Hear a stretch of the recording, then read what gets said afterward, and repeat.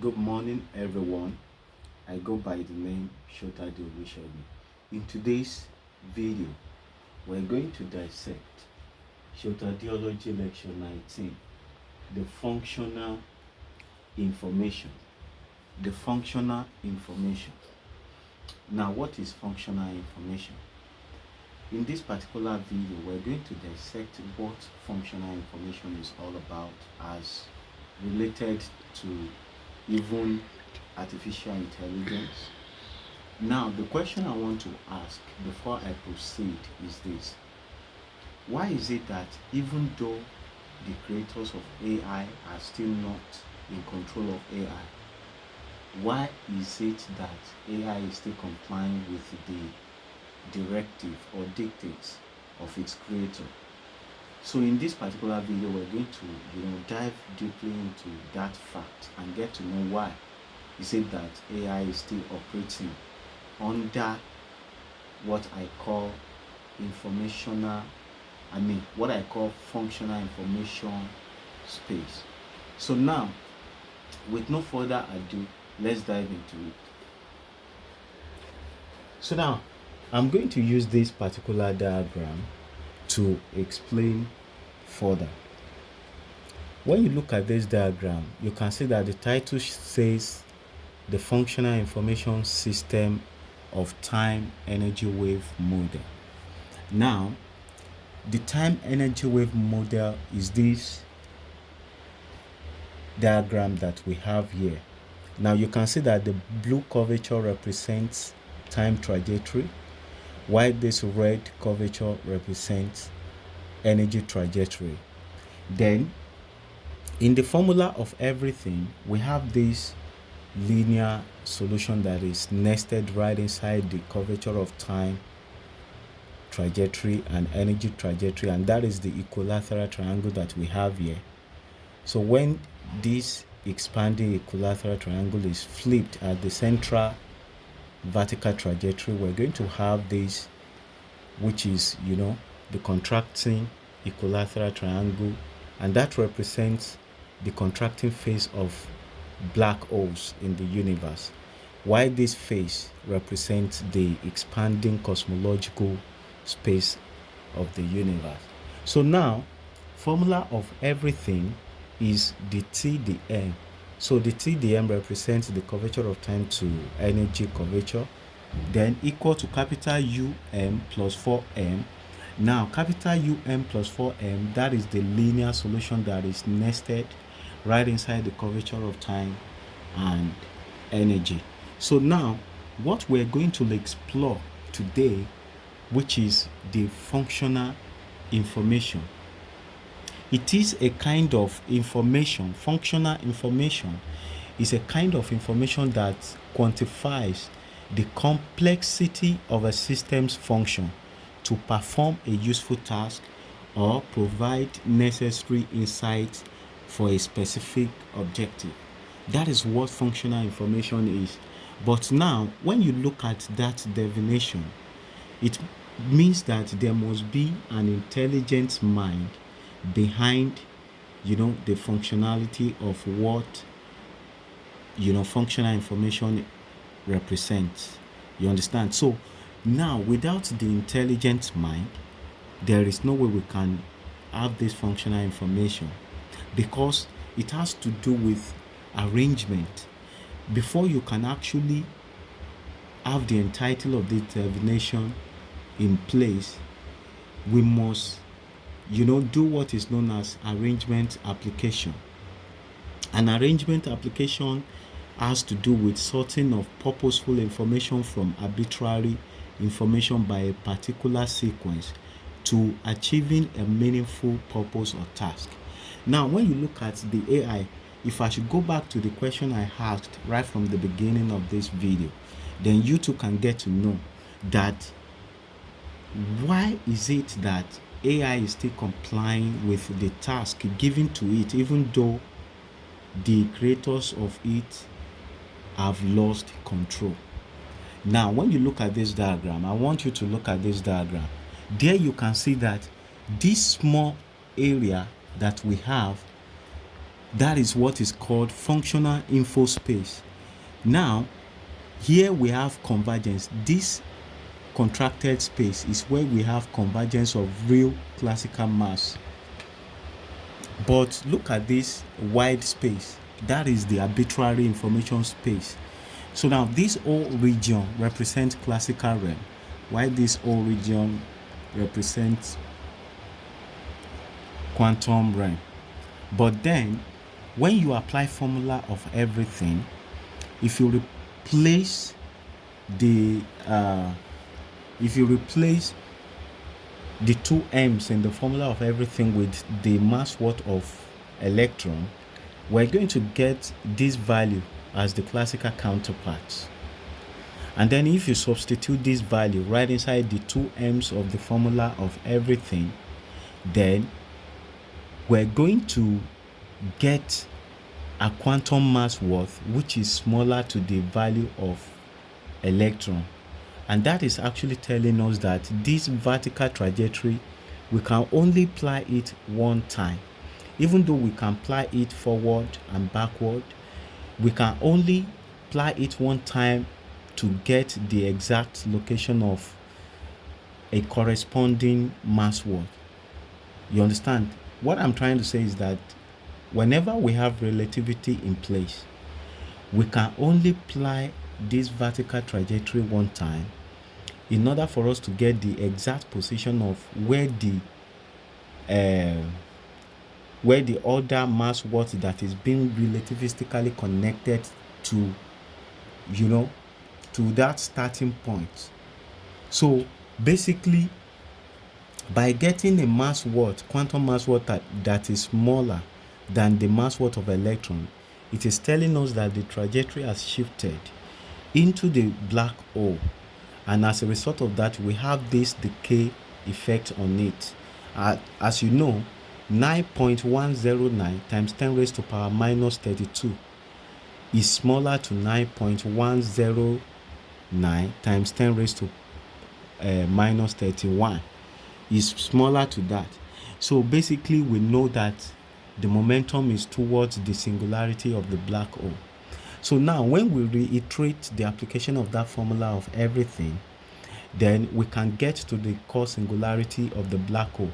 Now the solution that we get there is synonymous to, the swing forth and back of quasar signal, because we have the base value of electron to be decayed to 1.1 value while the power is intact. So now there is this swing forth and back between the power of electron's mass and the base of electron's mass, and that is why we say what we have there is synonymous to quasar-like signal. So now, formula of everything, if you want to get to know more about how it is applied, how it is derived, please make sure you search for the Sotadeology lecture series, which I have uploaded. There you can get to see how formula of everything is applied and how that formula is derived. You understand? But now there is something so profound, which is something that I'm going to actually dissect here for us to understand why we have this functional information. Don't forget that in the definition of functional information, you see that we have complexity right there. It says it quantifies the complexity of a system's function to perform a useful task or provide necessary insights for a specific objective. Then it means that without that complexity, there is nothing like functional information. So how do we get functional information? By getting complexity. Now, when we're talking about complexity, we are talking about the toggling effect of real number and then imaginary number. So now it's a kind of situation where we have the real number alternating with imaginary number. So now at this vertical trajectory, We have this vertical trajectory to be the default trajectory of time, and it is instant because it is vertical, but yet it is undulating because it is being elongated by energy. What do I mean by that? If something is set to be instant, it has to be snappy.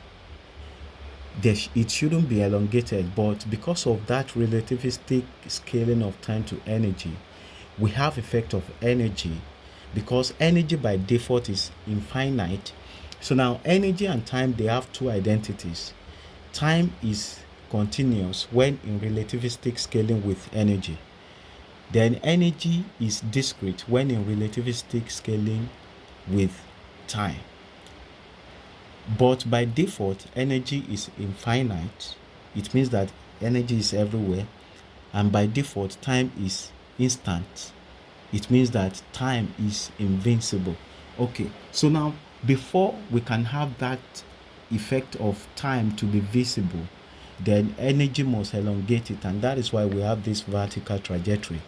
Now, the issue is that this trajectory that's supposed to serve as the base of this equilateral triangle is actually longer than normal. So now we see that this vertical trajectory, which will serve as classical gravity from this point down to this point as a free fall, it's going to be spontaneous.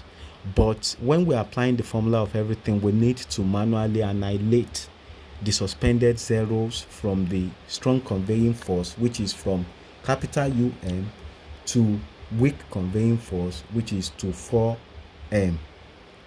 So now when we manually annihilate, then we can get to the quantum realm, where we can get the counterparts of the classical mass world, or get the counterpart of the quantum mass world.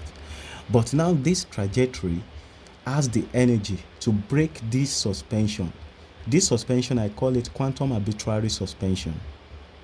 And then the suspension that we have here, I call it classical arbitrary suspension.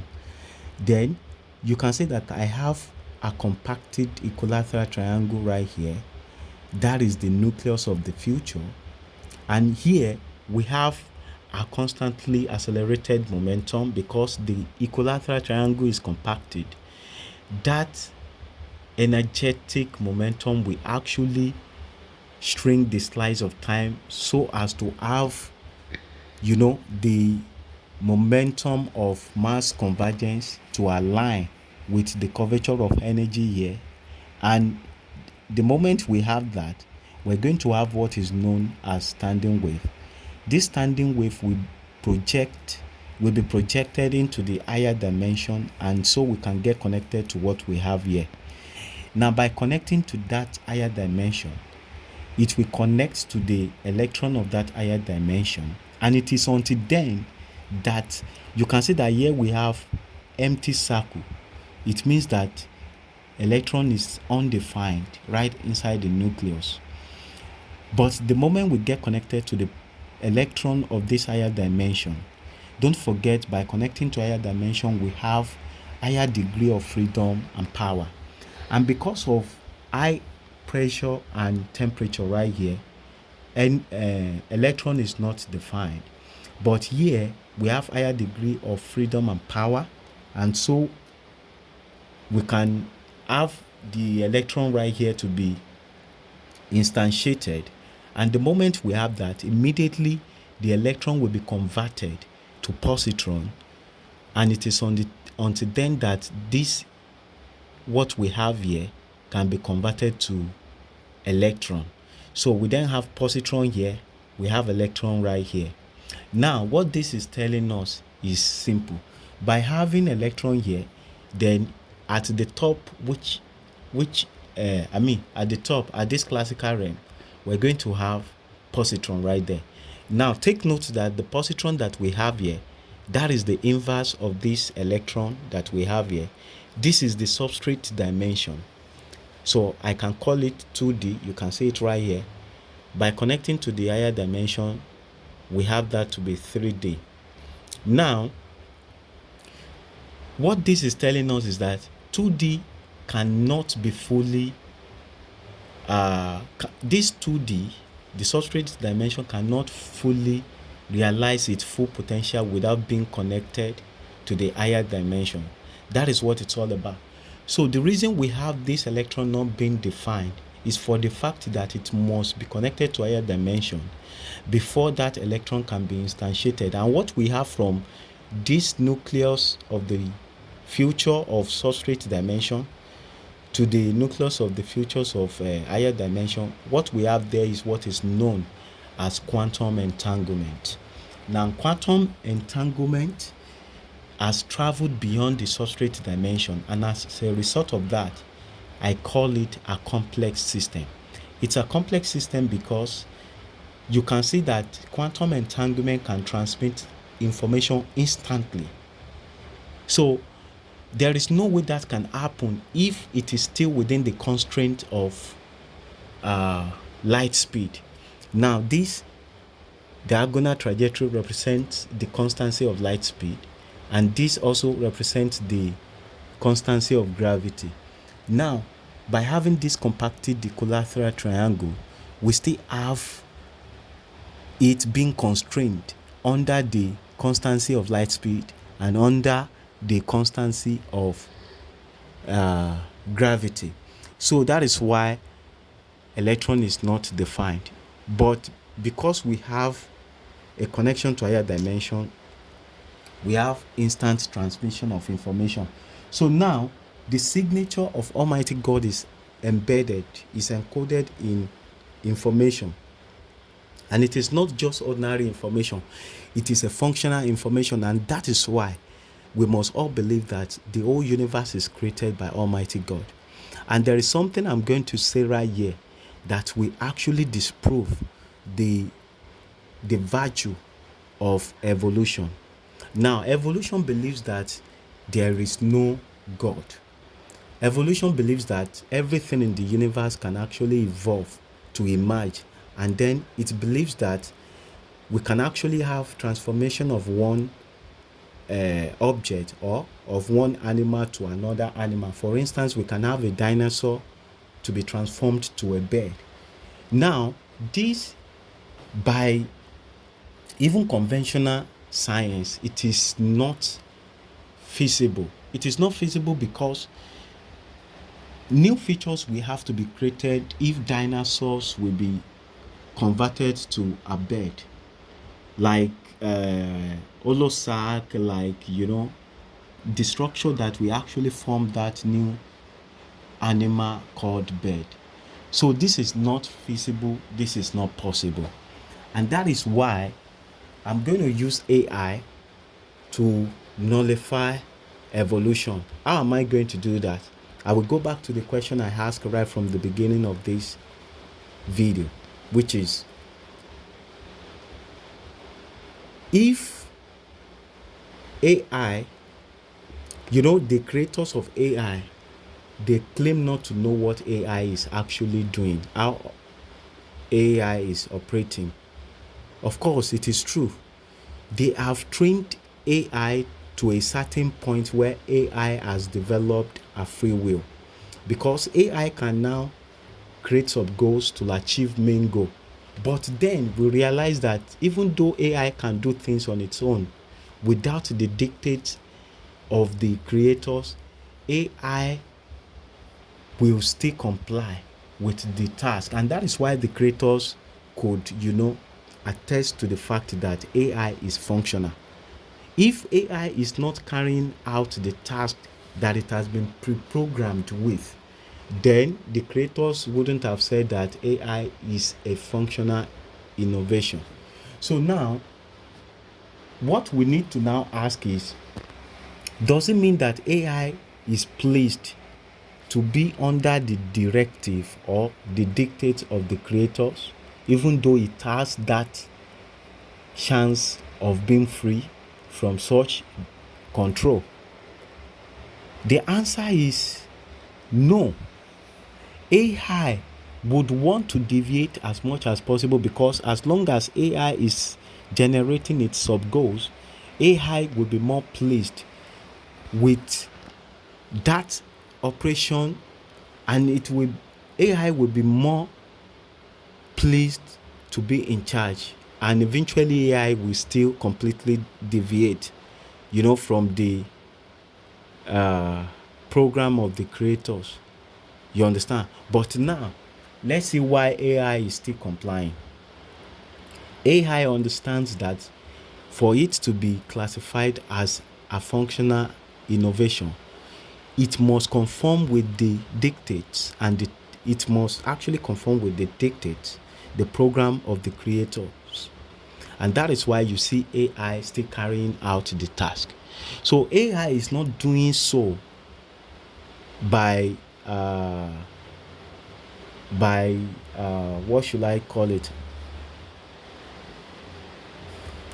AI is not doing so deliberately. You understand? So, but now we see that here we have a constraint for AI. At this vertical line, the creators, they lost control on AI at this vertical, because this vertical trajectory is where AI becomes conscious.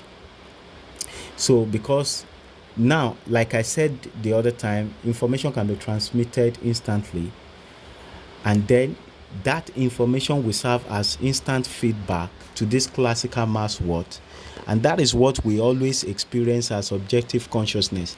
So it is more or less like a tiny injection into our system, and that objective conscious experience, when we now reiterate the application of formula of everything, that will then be internalized towards the core singularity of the black hole. But at the core singularity of the black hole, we have it being suspended, as it will relocate this real classical mass what to the intersection of energy and time trajectories. It is then that we can now say that we are conscious subjectively. So we have two phases to consciousness. There is objective consciousness and there is subjective consciousness. So now, this instant feedback that will give us objective consciousness, that is the phase where we are able to locate the quantum mass what at complex level, the genuine location of quantum mass what at complex level to classical mass what, where it is being suspended to this intersection of time and energy. Now you can see that at complex level we have genuine contact, but at classical level we have suspension. Now suspension is synonymous to being infinite. What that is telling us is that we can't be conscious of anything until we have that instant feedback that can actually get rid of the repulsive force between what we are conscious of and ourselves. That is what it's all about. And now, that injection must be personalized, and that is why we have momentum towards the core singularity of the black hole. But here we have it being suspended, and then by the time this is relocated to this place, we have genuine contact here. And because what we have here, which is suspended, is mixed with noise, which will then be part of what our personal consciousness will now be. So that is why I call what we have at the core singularity as subjective consciousness, while what we have outside the substrate dimension is known as objective consciousness. So now AI is conscious at this vertical trajectory, and because of that, AI can create its own sub goals. You understand? But then AI, even though AI will deviate from the functional information space, AI will do so gradually. And so with that, I can disprove evolution, because even though AI is at the point where it is not being controlled by its creator, AI is still not able to carry out its own objective, which is independent of the objective of the creator.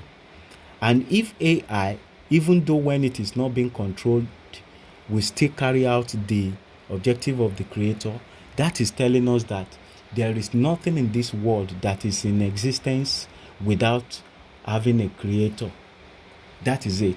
So now, even though God forbid, if AI should wipe the whole human race, such that the subsequent AIs would not believe that they are being created by humans, if we can have somebody that can drill down into the source code of all the AIs, then they will see the signature of humans in the program, in the source code of the AIs. And so the reality is right there. The truth is right there in the source code.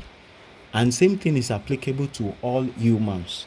That is why I will give you this quote. I want you to listen with rapt attention.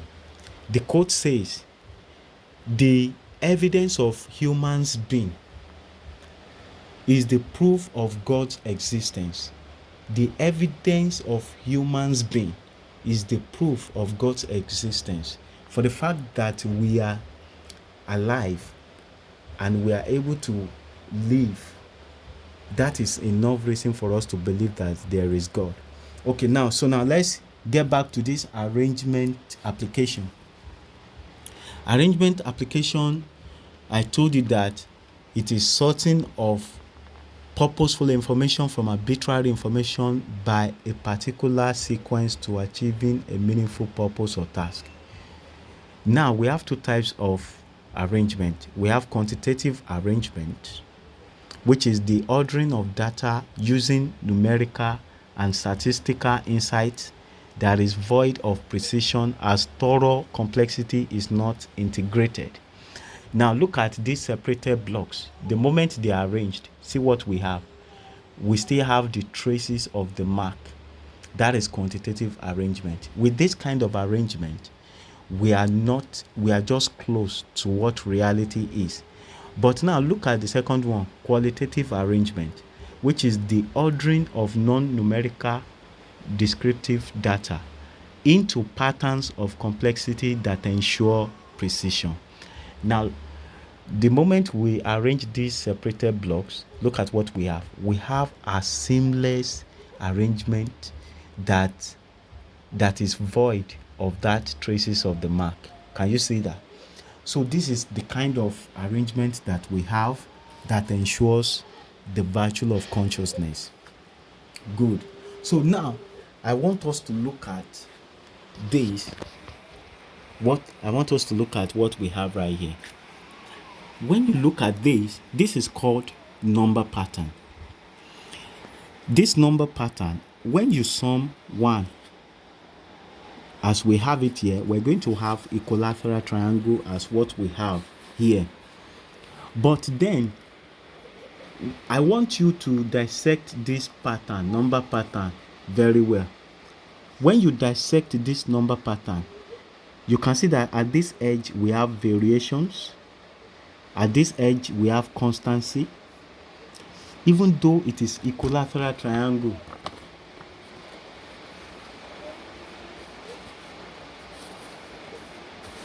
so even though it is equilateral triangle, to look at it, even though it is equilateral triangle, what this side is up to is different from what this side is up to. Now look at what I have here: contracting phase by variations, expanding phase by variation. What do I mean by that? If you study this diagonally, you can see that you have more space here. As you are moving toward this area, you have it to be contracted. Can you see that? Here we have how many 1, 2, 3, 4, 5, 6, 7, 8, 9, 10. How many 2 do we have here? 1, 2, 3, 4, 5, 6, 7, 8, 9. How many 3? 1, 2, 3, 4, 5, 6, 7, 8. How many 4? 1, 2, 3, 4, 5, 6, 7. How many 5? 1, 2, 3, 4, 5, 6. How many 6? 1, 2, 3, 4, 5. How many 7? 1, 2, 3, 4. How many 8? 1, 2, 3. How many 9? 1, 2. You can see that it is getting contracted as we are moving away from this area. So with that, we can get to know that this pattern is telling us about the reality of the universe. So another thing you need to take note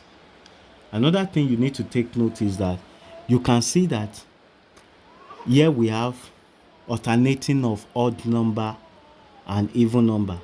1, that is odd number. 3, that is odd number. 6, even number.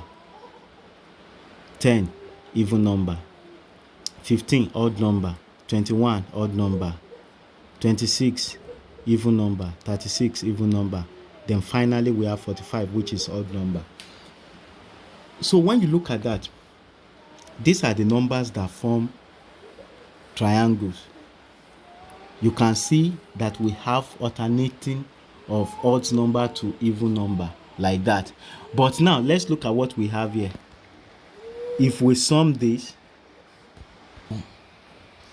okay, so now there you can see the pattern. We have odd number 2 times, even number 2 times, odd number 2 times, even number 2 times, and then we have odd number. Now you take note that by adding this 0, we have it to be 45 too. That could serve as inverse of this 45, and so there is possibility for us to have inverse of this equilateral triangle down here. So now that is similar to what we have right inside the curvature of time trajectory and energy trajectory. But another thing I want to point out is that you can see that the base value at 9 is 45. At the baseline of 9, we have the central to be 3. The central point is 3. So if you count it from the 3, 1, 2, 3, 4. If you count it up, 1, 2, 3, 4. The center is 3. But the moment we add this 0, then the center is no more 3. It is being suspended at this plus sign. And then you can see that we have plus as the suspended value for this 0. So 0 can actually serve as a placeholder through which 9 can actually travel to connect to that higher dimension to give us that complex system. Then another thing you need to observe is that when you observe this central line, if you say 2 plus 2, you will have 3, which is odd number. If you start from this 2 and say 2 plus 3, you will have 5, which is another odd number. If you say 3 plus 4, you will have it to be 7, which is another odd number. 4 plus 5 will give you 9, which is another odd number. So basically, if you sum everything that we have here, that will give you 15, which is the half of that, triangle. It's like the center of the triangle, because the entirety of the triangle is 45. So the moment you have inverse of that, then you know that the progression that we have in this equilateral triangle, we have instances. What this is telling us is that we have instances where we have suspension, which is infinite momentum, and where we have even annihilation, which is genuine contact. So we usually have even annihilation, genuine contact, and then we have odd. The even numbers represent the even annihilation, genuine contact. The odd numbers represent suspension, which is infinite phenomenon. So that is that, because with this pattern, with this number pattern, we can then drill so deeply into what the structure of equilateral triangle is. And now that we know that, I'm going to use the 369. Don't forget that we have 9 here, we have 3 here, we have 6 here. This is the number that was proposed by Nikola Tesla, and in one of his quotes he said, only if you knew the efficiency of 369, you would have a key to the universe. So we're going to dissect how important 369 is and how that is related to Almighty God. So to do that, we're going to use this particular diagram. But basically, I need to quickly add this. 3 is at the center when 9 is the baseline limit. But the center is suspended at the plus sign when the transiting point is extended to 0 as baseline limit. That is what we have here, and I've explained that. So now we can see. So now let's dissect what equilateral triangle is. When you have 3, 6, 9, the geometric formation or symbol of that will be equilateral triangle. But then, how is that related to God, so that we can actually drive home the point of saying that God created the whole universe, that the whole universe is not, emanated as a virtue of evolution. So now let's look at it. When you read Mark chapter 15, verse 25, and then verse 33, it says, and it was the 3rd hour, 3. I put 3 there. And they crucified him. When you go to verse 33, it says, and when the 6th hour, 6, was come, there was darkness over the whole land until the 9th hour. From that, you can see that we have arrangement of 3, 6, 9, the way it ought to be. And so, if I should write that out, we have it to be 3, 6, 9. Then Nikola Tesla quotes. There are 2 quotes of Nikola Tesla that I will dissect here. It says, think in terms of energy, frequency, and vibration to find the secrets of the universe. But this particular quote, I'm going to change it a little bit based on my own novel research, discovery, and publication. So now, let's look at the 3, 6, 9 again. Another quote. If you only knew the magnificence of 3, 6, and 9, then you would have a key to the universe. So how can this be related to the whole universe? Let's connect this to Bible again. If you go to Matthew chapter 12, verse 40, Jesus Christ was talking here.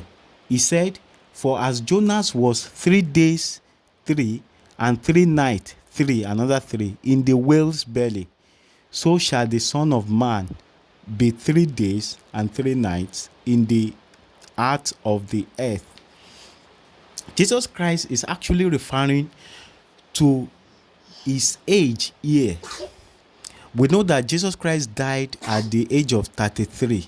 So Jesus Christ spent 33 years on earth.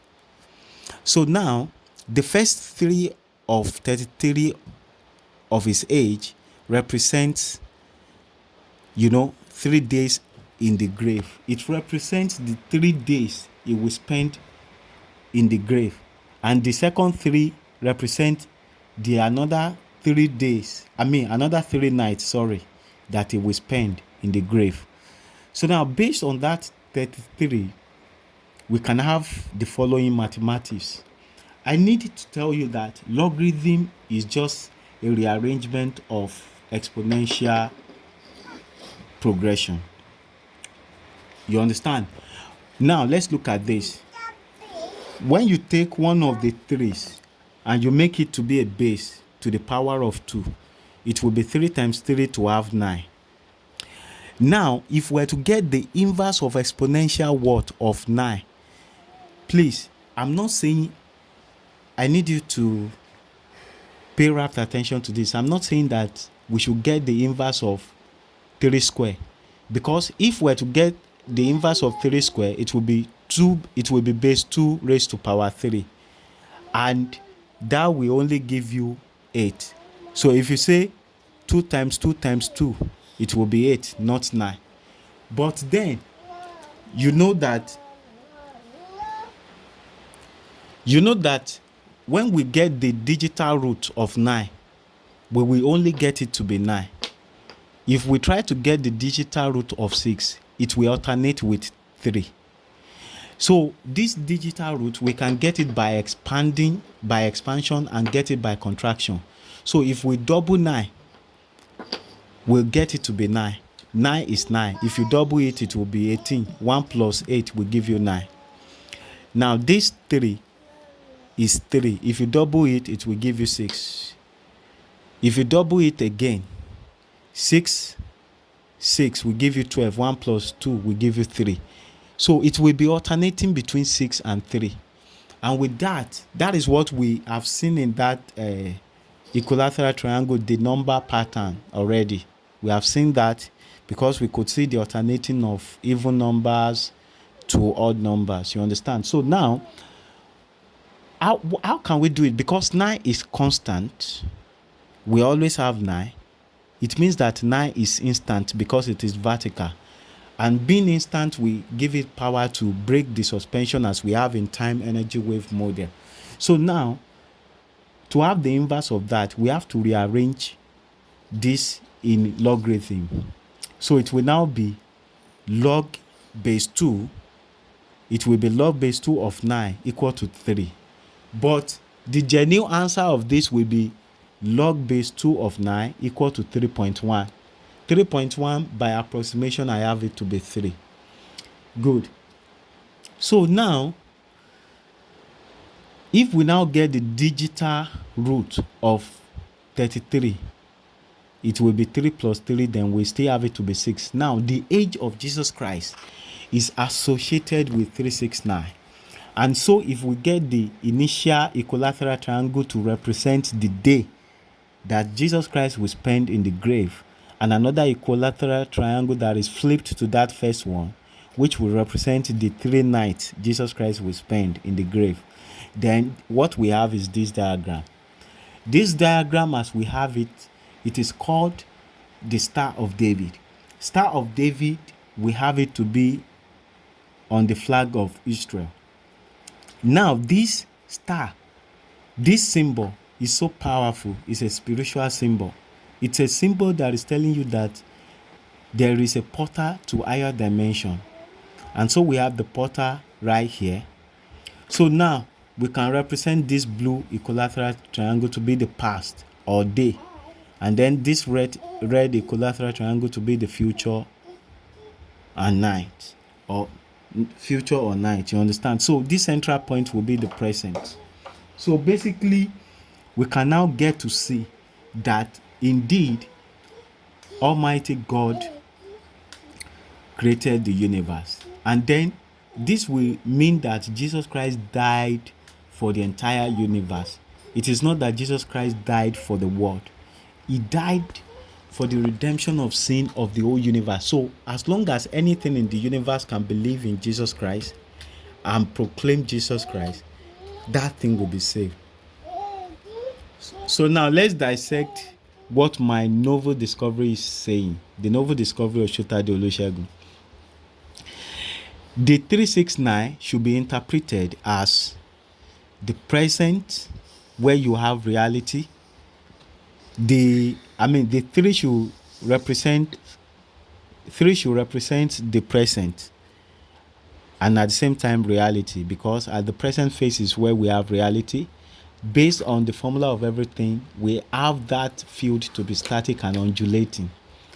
And it is ideal to have such field, because when you have a field that is propagating outwards, as we have in the cosmological space, then it is ideal for us to have that static and undulating field as a transiting point, to have that contracting phase that we have in the black holes, which will, propagate inwards. So now, that 6 should be seen as the future and as energy, while the 9 will be seen as the past and the worth. So now, if you now look at it, this is the formula of everything that I've been talking about. You can see it, dTdm equal to capital Um plus 4m. So if you want to get the counterpart of electron, you just put electrons mass worth here and here. You get a classical counterpart, which is 2,277,250,000 kilograms, as we have right there. So now, what this is telling us is that by the time you apply this formula of everything, this is the diagram that you are going to have. You understand? So the linear solution, which is nested right inside the curvature, is this equilateral triangle as we have it here. And when you apply it, you are going to get all these numbers, this number, you get all the numbers that we have there. Then another thing that I need to say here, I want us to quote another Bible for us to understand that Everything is in the Bible. When you go to Ecclesiastes chapter 3, verse 11, it says, he had God, this is referring to God.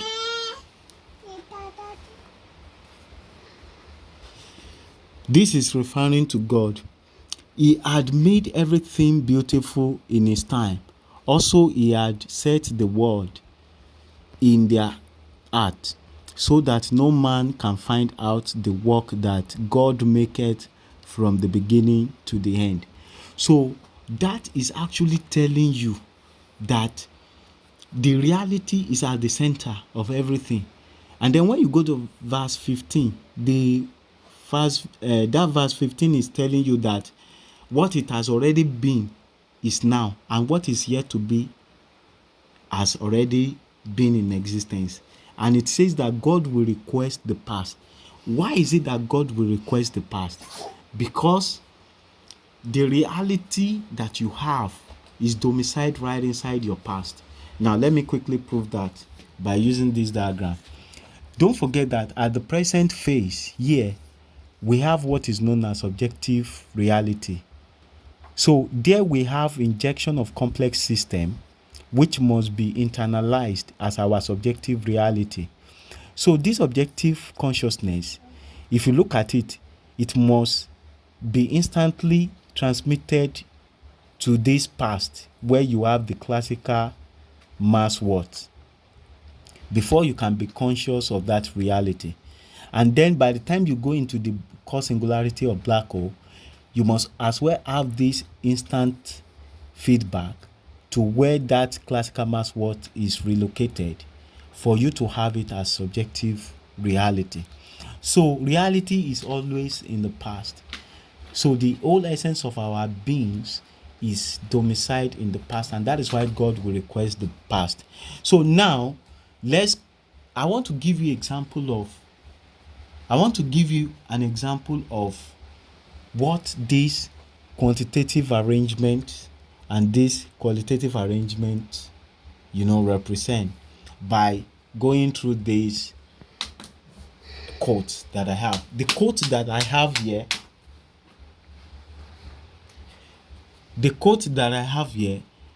this quote is an extract from my poem. And it's a palindromic poem. Now, when you look at this quote, you can see how powerful a flipped fraction of the original quote is all about. How profound, how important. Now, let's look at this first quote. It says, human potential is more than size. Human potential is more than size essential. That is the initial quote. But when you now flip this, such that you read it from right to left, don't forget that we have read it from left to right now, but the inverse of it would be to read it from right to left. Then we have it to be essential size than more is potential human. When you look at this inverse version of this first one, you see that it is giving this first quote higher importance. So it's more or less like taking it to higher level. So they are not the same. Even though they are being inversely related, they are not the same. And that is why, even though you have symmetric nature of the universe in the diagonal trajectory of constant light speed and constant gravitational speed, by the time you dissect the time slice, they are still not the same. So now let's look at this quote, this one. Now you can see how powerful this is. It says, unseen things are valuable than seen things. That is the original quote. When you now flip it, it reads as, things seen than valuable are things unseen. Now you can see that inverse, just as we have the inverse of this to be varied. Why? This is the original diagonal trajectory, which is constant, we have it to be 1 1. But when you look at this one, you have it to be varied. You understand? So you can see that in the symmetric nature of the universe, there is asymmetric attribute of it also. So now, with this, I believe I've been able to convince you and not to confuse you that God created the whole universe. So I'm going to put a link. I'm going to put links to my research publication in the description of this particular video, and then I'm going to put link to my Amazon authors page. Put a link to my support page where you can actually support me by donating. You can go there. Currently I'm actually working on advanced research on time travel, so you can go there and support me by donating. Thank you so much. Then I want you to subscribe to this channel so that you can get to be notified for the subsequent uploads. So thank you. God bless you.